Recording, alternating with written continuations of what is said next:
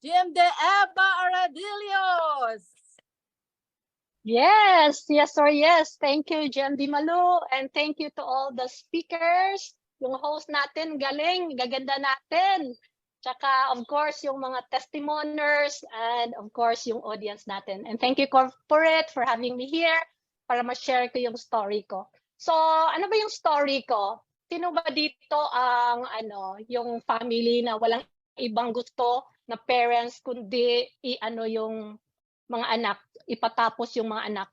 So ganun kami, hindi kami mayaman. Isa lang yung towel namin for sa anim na magkapatid. Tapos wala kaming ref nung maliit kami yan. Tsaka di tiles yung namin, floor namin. So lang talaga, priority nila is makapag-aral kami. And true enough, 3 kami naging CPA and 2 yung engineer, saka isa yung pharmacist.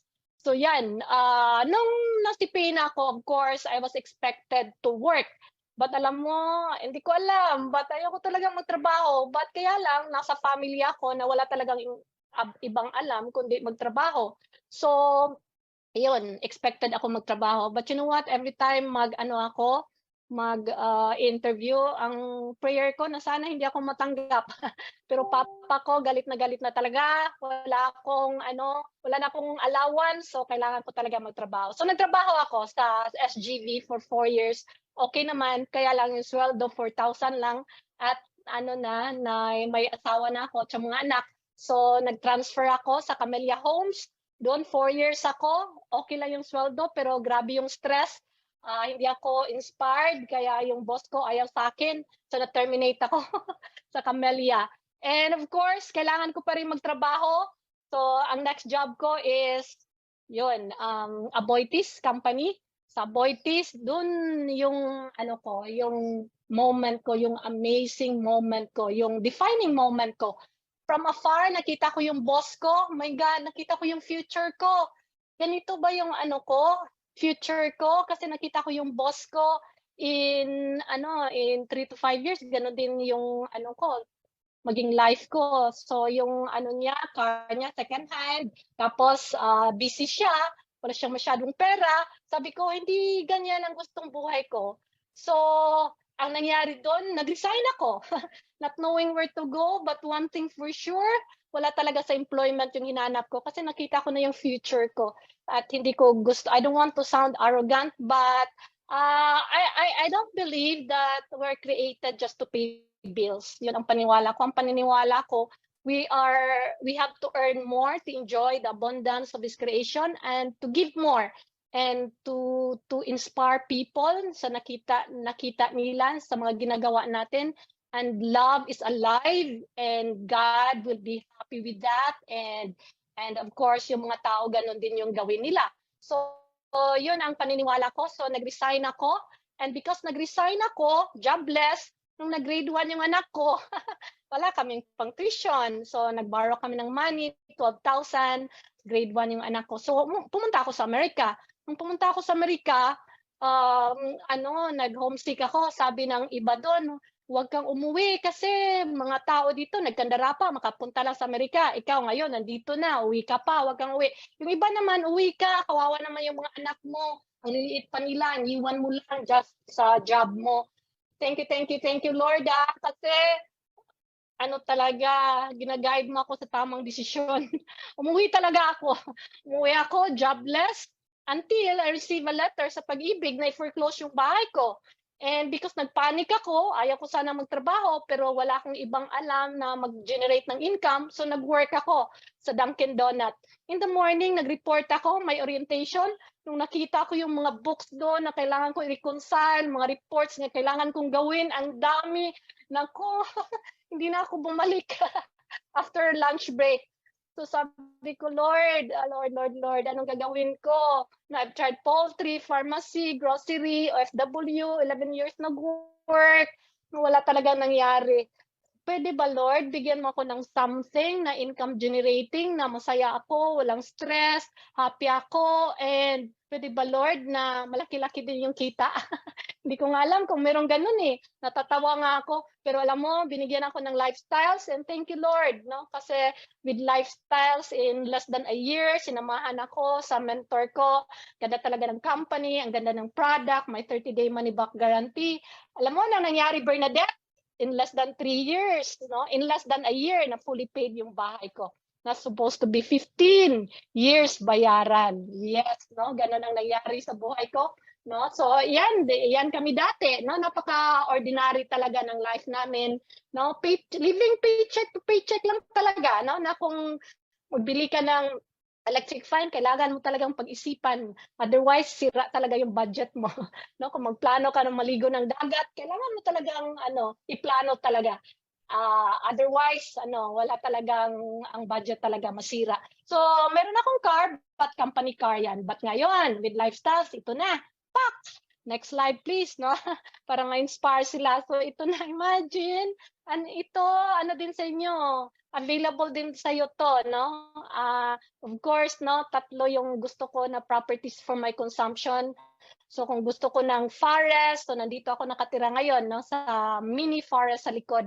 And gusto ko ng beach, of course, no, sa Sheraton Residences, no. Dati, no, hindi ako maka-afford to check in Shangri-La. But why check in when you can move in? So may Sheraton na ako, at saka may BGC ako, Rockwell, no, gusto ko ng city condominium. Okay, so ano pang meron dito with lifestyles, no, na pwede rin ganito mangyari sa buhay niya. Ang dami ko nabili na cars, but right now I'm driving ngayon 3 cars, no, 2 sa Cebu at saka 1 sa Manila. Ano pang meron? So yan, no, with lifestyles, no, Eileen, no, si Cornelito, no, so 8 times kayong palipat-lipat ng bahay dati, but with lifestyles, 3 years lang sa business, no, 6 bedroom, 7 CR with pool, no, so wala nang naligo sa pool, no, yung mga katulong namin nagsabi, pwede maligo sa pool, yan, pwede, wag ka lang mangihi. No, so ano pang meron dyan, no, and of course, dito, yan, of course, no, meron din education for my sons. No, 'di ba? Sabi ko, nag-borrow kami ng 12,000 para grade 1 ng mga anak ko. And who would have thought, no? Grabe talaga sa lifestyles. Imagine doon siya sa Switzerland nag-graduate. Grabe. And it can happen to you also, no? Kasi duplicatable naman yung business natin. Yung isa naman nasa Paris ngayon para sa internship niya. Grabe talaga. Ano pang meron dyan? Of course, travel. Ang daming travel. Travel bang kasunod dito? Next slide. So, ang daming travel. Dati, Bohol, maganda naman yung Bohol. But dito, naka-enjoy ako ng maraming countries talaga. Recent ko is, ko rin yan, favorite, sa Canada. Kasi, di ba, Canada-based yung natin, company natin. And after 23 years lang sa business, dun ko napuntahan ang Canada. So, grabe talaga, Bernadette, no? Marilu. So, mangyari din sa inyo to. And of course, no, dito, you have to multiply your income talaga. So yung mga income ko talaga nilagay ko doon sa nagpagawa ko ng bahay, rental properties, and of course may 2 hotel, no? Maliit na bagay. Tsaka paper assets, no? Of course for diversification. No? So ito yung scholarship ko, no? This is something close to my heart kasi yung husband ko is a scholar, so pay it forward to, no, ang may regular kami dito contribution sa isang site, no, and ang pinaka goal ko is giving 1 million a month, no, para sa scholarship dito. And I know it's an ambitious goal, but with lifestyles wala namang limit. The only limitation is within your imagination. You don't need to be a politician to help a lot of people. Just need to be a lifestyler. So ito yung book ko, na marami kasi nagtatanong how I made it from a borrowed 10,000 to hotel owners. You can buy that on Amazon. No? So yan, pwede rin kayong baltahin yan and matuto rin. Okay, so ako yung pinaka-closing. So ano ba yung ko dito? No, pinaka-first slide ko. Ito yung pinaka-first slide ko. No, next slide. So from a borrowed 10,000 to hotel owner, yan ang pinaka ko, blockbuster story. So ito yung tanong ko sa inyo, no? Grace, ito yung tanong ko, where will you be 3 to 5 years from now if you continue doing what you're currently doing? So, yan, natanong mo ba sa sarili mo yan, no? Masaya ka ba talaga sa buhay mo ngayon? No, intra-fair? Marami ka bang pera ngayon or marami kang utang? Which one ba? Masaya ka ba sa work mo? Masaya ka ba sa boss mo? Or ang boss masaya ba sa'yo? Masaya ka ba sa office mates mo? Barako? No, may bahay ka na ba? Or nag-rent pa? No? Naka-travel ka na ba or hanggang tig-like ka lang sa mga post nila? Little din, no? Nakapag-aral ka na ba sa yung anak mo, napag-aral ba sa gusto nilang school, no? Bakit parang okay lang sa'yo na okay lang sa atin na ganyan ang buhay? Bakit kaya merong mayaman at merong naghihirap, Emilita, no? Natanong mo ba yan? Kasi ang pagbabago ng buhay nagsisimula sa pagtatanong eh. No? You know what? Kasi para sa akin, sooner or later, we all began. Kaya let's be passionate na of what we do. Gawin mo na ang gusto mong gawin. Tulungan mo na ang gusto mong tulungan. Rosemary, buhay pa ba yung parents mo? Or hirap na hirap ba sila nung nagpalaki sa'yo? And hanggang ngayon, na malaki ka na, naghihirap pa rin sila. Wala pa rin bahay ba mga parents mo? Hindi pa rin naka-travel, Nympha? Sabi nga nila pagdating natin sa langit, we'll be directed to a room full of gifts. Sobrang dami daw ng mga gifts doon, and ang lalaki talaga. And ang pinaka-question doon, Grace, is kaninong gifts na yon? Ang sagot, atin pala yon. No? Hindi lang natin hinihingi, Marjorie. No? So maghingi tayo, mag-pray tayo, at trabahuan natin. Kasi by working it's showing to the universe that we are willing to accept it. Ang paniwala ko talaga, nothing can resist a human will. Yun ang paniwala ko. No? Pag gustuhin mo talaga, makukuha mo. No? Just like ng story ng buhay ko, John Ray Lopez, no? Ayaw ko talaga magtrabaho. Gusto ko negosyo. But wala akong capital. But try lang ako ng try. Pharmacy, poultry, grocery, nag-OFW ako, working for 11 years, until God saw me that serious ako sa dream ko. And He gave me lifestyles. No? So yan, no? Abigail. Imagine kasi, no, you are in your last days of your life. Ano kayang pinaka-regret mo sa buhay mo? Tinanong mo ba yan, Rom? No? Sabi nga nila, pinaka-regret is not what you do, but it's on things that you did not do. No, you did not do. Ang good news lang, it's not the end of your life yet, no, Marjorie. Pwede ka pang maraming baguhin. Ang paniwala ko kasi, you came to new lifestyles because God has big plan for you, Len. No? Ang tanong lang, are you ready to answer His call? Are you willing to make a change, Ning? No? Kasi life will be the same if you're doing the same. No? And that's one option, not making any changes. But there is another option, Janice. The better and best option. Ito yung option. If you change, then everything will change. No? And imagine where you may be if you're willing to make a change. No? Yes, life is not fair talaga, no? Kasi maraming nagtanong, life is not fair. Yes, life is not fair. You have to embrace that life is not fair.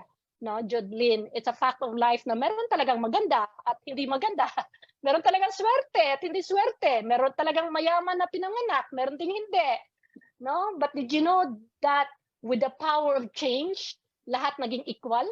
Balikan ko with the power of change, lahat naging equal, Rosie. No, with the power of change, yung tricycle driver naging multi-millionaire na. With the power of change, ang borrowed 10,000 now, hotel owner na. With the power of change, ang college dropout now is teaching people na to be millionaires. With the power of change, Virginia, ang nikurista, artista na dahil na-feature na ni Corina. So it doesn't matter ano ka ngayon, Lorraine, Blanca, marami kang utang, wala kang alam sa negosyo, marami kang pagkakamali sa ginawa mo.